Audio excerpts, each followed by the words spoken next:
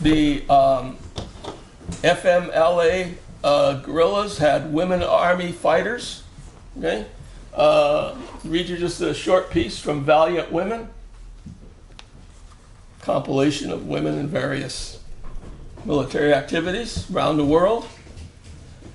This is a woman in El Salvador who was a university student, and she quit the university after some relatives and friends had been killed by the army, and she joined the guerrillas. I'll read a little quotation from her. "I have fought many times, but the first time was not easy. I had to keep in mind that these people who had killed someone in my family, and as long as I kept thinking about that, I could kill them. While I was waiting, just as she gets in, just before an ambush.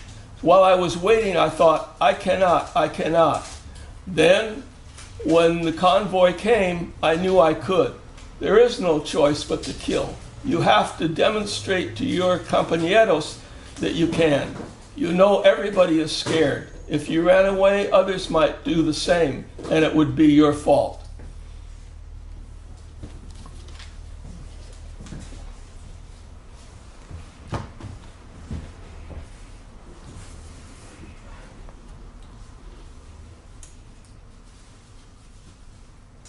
In Africa, national liberation women fighters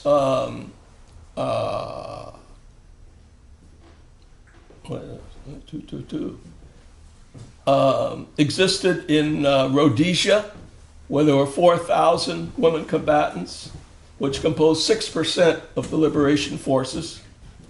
In South Africa in the 1980s, women were 10% of the armed wing of the ANC.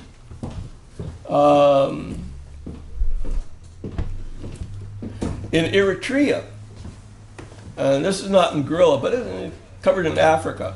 During the Eritrean-Ethiopian War, which lasted from the 1960s to the 1990s, women were 35% of the army and 25% of the infantry. Because of our Eritreans in this area, I did my best to interview some Eritrean women, and I interviewed about 5 of them. And they all told me the same thing. They said that the greatest period of their lives was when they fought in the army. And I said, why? I said, well, I said, that's the only time we were equal to men. And not only that, it's the only time when women commanded platoons, companies, battalions, and even regiments made up of mostly men. Okay? 'Cause they fought in integrated units. Okay? And then after the war, they said, well, when I was demobilized, I went back to the house. And there, the husband was the boss. And if I worked outside the home, the man was the boss in the workplace. He said, that's why we thought, that's why it was the best time of my life. I'll give you other examples of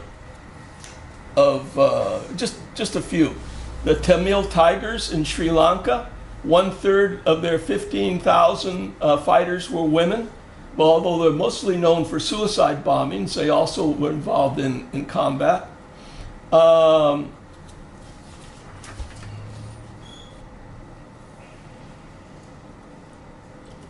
In the Congo Republic in the 90s, guerrilla militias included women fighters and commanders. They were so good that, again, like in Dahomey, the men dressed in women's clothing in order to get the combat ardor of women. One other quick example. In World War II, there was a study of partisan women, and a book was written called Partisanos. One woman went to Italy, Greece, Denmark, and one other country to interview women. And she couldn't find women right away. So she thought, well, I'll speak to males who fought in the partisan army. Maybe they can, lead me to the women. So she'd go into the house, and there would be this guy sitting there. You're talking about guys that they were in their 50s, 60s by then. And the wife would be like serving them coffee, right? Serving them pastry, and then kind of like sitting off in a corner and so forth. And so she would ask the woman that was there, she said, because the guy was describing all the things he was doing, and she turned to the woman, she said, by the way, what did you do during the war?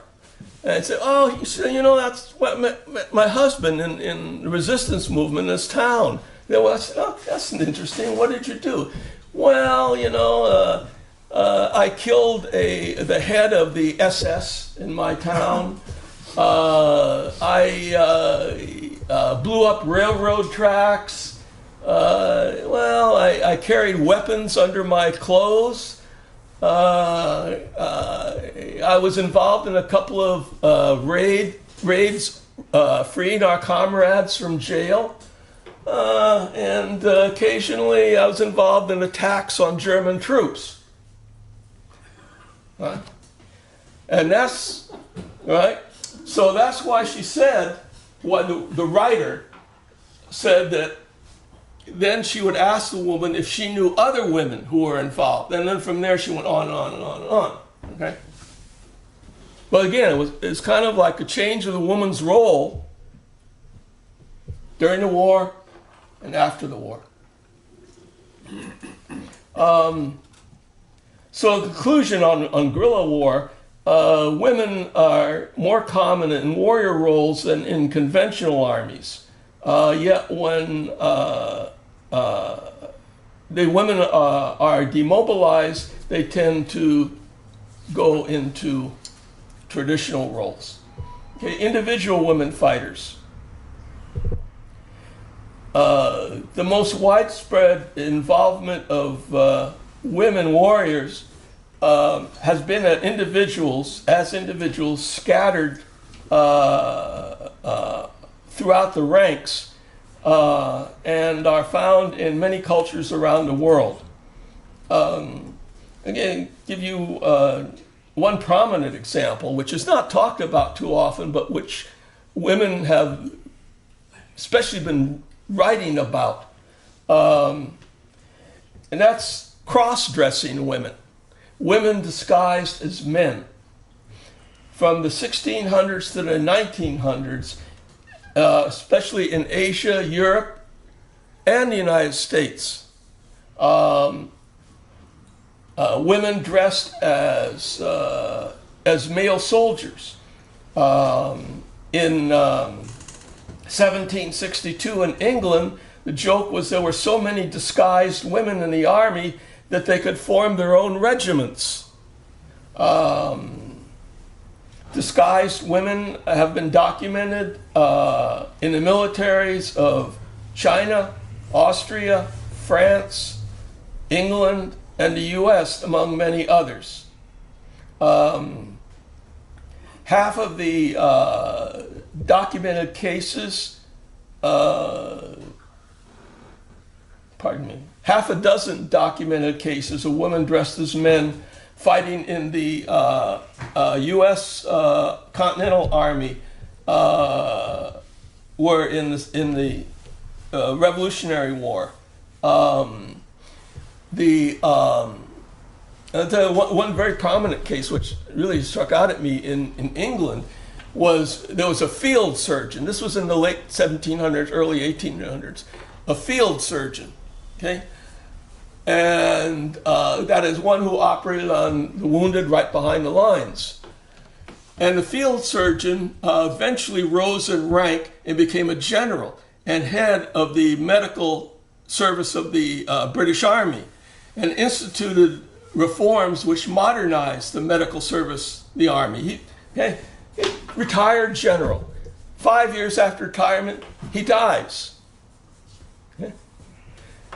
Goes to the funeral home, right? And the undertaker discovers that the male general is a woman. Or else I won't tell this story, all right? But I'm saying it was that common when they say regiments of women who were disguised as men in England could be, discovered. In the Civil War, U.S. Civil War, it's very interesting. Every time I read a book about it, the closer it is to the present date, the more the number of documented cases of women dressed as men emerge. In the last book I read that came out about 2 years ago, it was up to 1,000 women who were dressed as men. Okay? They would go in again to be close to their husbands or lovers. They would, I can give you an example of how they found. There was one nurse who was a regimental nurse, and she said that in 2 years they found 101 women dressed as men in that regiment. They found them because they were wounded and discovered. They were dead on the battlefield and were discovered. Okay? Or some were otherwise discovered. Okay? Many women who were discovered when they were kicked out of one regiment, they'd move to another regiment and enlist. Okay? So the total is really unknown yet. It's still being documented more and more. Because I read in the beginning, a few hundred, right? Then a few more hundred, and a few more hundred, then up to 1,000, and they're still trying to document all the cases. Okay?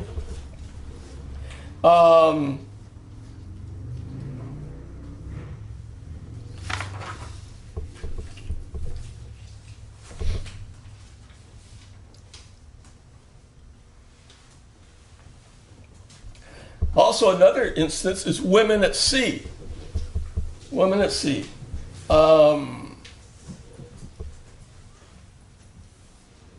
Some women at sea were dressed as men. Others did support work on the ships. That is, they were the cooks, the tailors, and I'm talking about men of war ships. Okay, I'm not talking about commercial ships. I'm talking about warships. There were nurses, and they carried gunpowder to the cannons. Some were the wives of the officers or their girlfriends. Some were just aboard to do, the support work. The British Navy between the 17th and 19th centuries had many women that accompanied men on warships.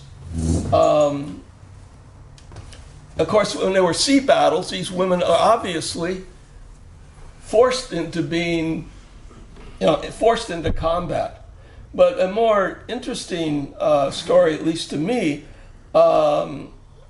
is that the women who would bring the bags of powder from storage to the cannons during battles. Okay, when men were killed or otherwise incapacitated in gun crews, if the gun was serviceable, the women were expected to join the gun crews to fire upon the enemy ships.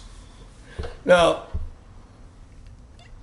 if movies were made about many of these things that I'm talking about, you're liable to think they're fiction, but they weren't. And I've never seen a British man of war, a movie about a British man of war. Have you ever seen one where you had all these women doing all these things on board ship, right? And then manning guns in certain situations? You never see women on board those ships.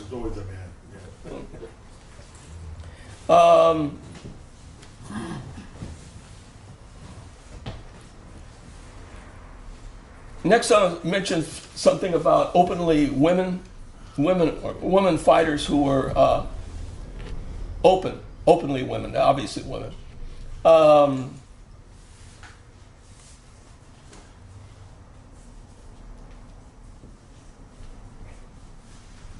Let me go back a little into clan and tribal societies. In clan and tribal societies, there were records of individual women fighters in the Maori, that's in New Zealand, the Apache, Cheyenne, Shasta, Northern California, Klamath, Choctaw, Concow, okay? They were also found in certain tribal societies in Brazil, South America, Brazil, Central America, Africa, and this does not include the women who accompanied the warriors but did not fight. What I call them the cleanup women, which could often be kind of gruesome. They did. And again, I could name you a dozen countries that are documented, or a dozen tribes that were documented where they did those roles. Women warriors were found among the Celtics, as reported by the Romans in the 1st century AD, and some of the Celtic women also led men in battle. In industrial capitalist societies, especially the early ones, individual women were found as fighters in the French Civil Wars. Spanish female guerrillas fought the French in 1808. French women are found here and there throughout the French forces in battles in Corsica, 1792 to 99. In the U.S. Civil War, I mentioned before women as men, but women were found openly as officers in the Confederate Army. There were at least half a dozen women who served in the Confederate Army as officers. Most of them, I might add, were in charge of women who were partisans, that is, women who were in the Union-occupied part of the Confederacy, okay? They formed all-women units under women leaders, and they would lead raids, say, to free prisoners. They would lead raids on camps of Union soldiers, okay, as well as being involved in spying, individual assassinations, and things like this. Excuse me. I just happened to think of something. A little louder. Oh, were there women in the Union Army? Yeah, the majority of disguised women were in the Union Army. At least of the data that we have. You've got poor data on the Confederates in terms of disguised women. That's why I say most of the women that we know about were women guerrillas who fought in the Confederates.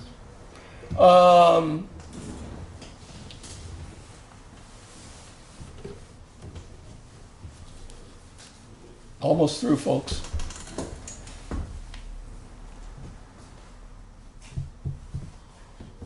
I want to mention something about the Paris Commune, because that's, well, popular in the North, right? And I don't have to say too much about the Paris Commune, because I assume you know it existed. Oh, wait a minute. Let me double back. Sorry. In talking about women in the U.S. Civil War, one of the more famous ones who doesn't really get that much credit in popular mind is someone who a movie was just released about. Harriet Tubman, right? Harriet Tubman. Now, she's given about 15 seconds at the end of the movie where all of a sudden you see her. She was on a river, and you see these Union ships in the background. How many saw the movie, incidentally? Anybody? Yeah, I saw a preview. Okay. Well, in the preview, it shows it for a half a second. Okay? So, and it shows her and all the black infantry troops on boats behind her coming in. And she's standing there with a rifle, right? And then you see the Confederates on the riverbanks, right? And she pulls the rifle up as if to shoot, right? And that's the end of that scene. And then it goes into about 2.5 minutes covering, saying that she was in the Civil War and then talking about her life after the Civil War, all right? The majority of the film was about her other exploits, okay? What is not known, okay, is that she was considered to be one of the leading figures in the Civil War, leading individuals in the Civil War. Okay. Her whole freeing of the slaves was a form of guerrilla warfare. It laid the basis for her later actions in the Civil War. She had a whole network of spies from Maryland to South Carolina. Okay. She was the head of military intelligence of the Army of the Potomac. General Grant said that she was the best intelligence officer in the whole Union Army. Okay. She led, in that scene where she's with these, on a boat, landing with the troop. She was the only woman who led, well, actually, not just led, she planned, organized, and led an amphibious assault. The only woman in the United States who had, possibly the only woman in the world who has. Right? And I hope to give a talk next year about Harriet Tubman and, as a woman warrior. Okay? Even John Brown, another thing that's not mentioned often is that she helped John Brown, she had close relationships with. Okay? And John Brown, she helped him with the planning the raid on Harper's Ferry. Okay? John Brown described her as the best military mind that he ever met. Okay? Now, if you don't believe that, I have the experts to tell you that. What's that? Harriet Tubman, servant leader, that's serve the people leader, that's what it means. Okay? Put it up. Thank you. This was a booklet published a couple of years ago by the United States Marine Corps Command and Staff College. All right? That's the outfit that trains mid-level officers to become senior-level officers. And in there, it covers her life, but it focuses on her military achievements, both as a leader in amphibious warfare, as an intelligence officer, and as a leader. Okay, and in the very end, it says the Marines should emulate her as a leader, certain traits that they list. Okay, so that, I say, is the ultimate tribute to her as a military person, when the military accepts you as in that role. Okay, now,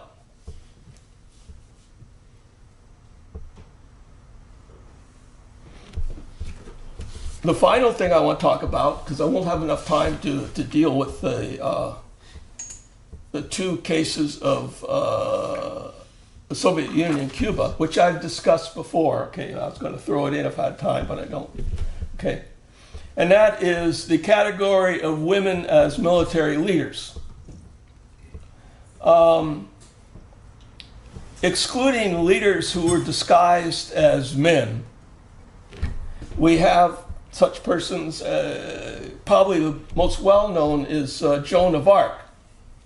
However, a category of women who were military leaders who are not talked about so much, except among women historians, are queens. Queens were schooled in warfare since they led the armed forces of their subjects.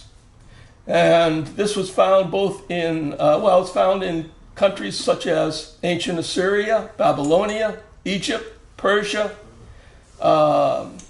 Britain, Syria, Tuscany, medieval England, Georgia, Spain, Vietnam, the Trong sisters, India, Angola, Persia.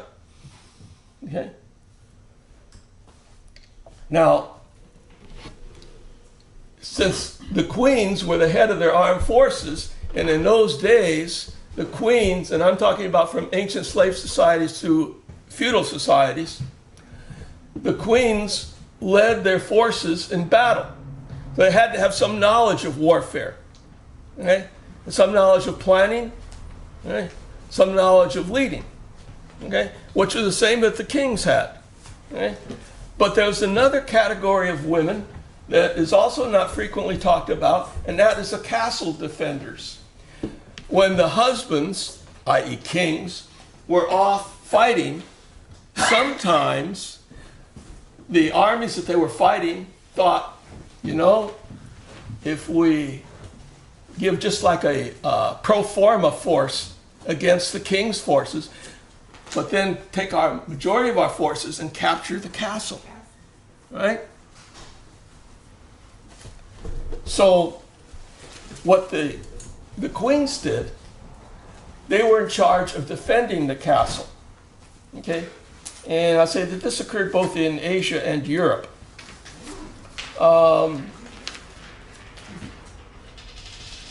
are numerous recorded instances where women within the castles donned armor, where the queens mobilized other women to rain down on the attackers stones, boiling tar, using bows and arrows on the attackers.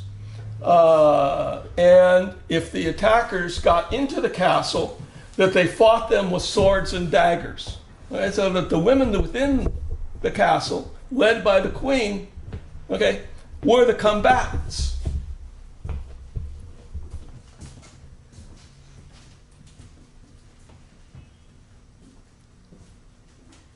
So, in conclusion, while women have either been kept out of the military or functioned in military support roles, many also functioned in combat.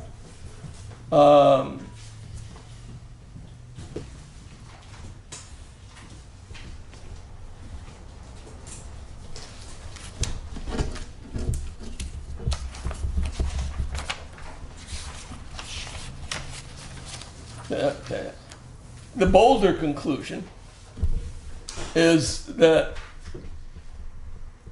I really have no conclusions other than some of the generalizations that I've already made. You should draw your own conclusions about what I've said. And I'll tell you two things. The question, if you look at the historical record, the question is not can women fight, not should women fight, but women have fought and women will continue to fight in the future. So it's Jean's turn, and thank you.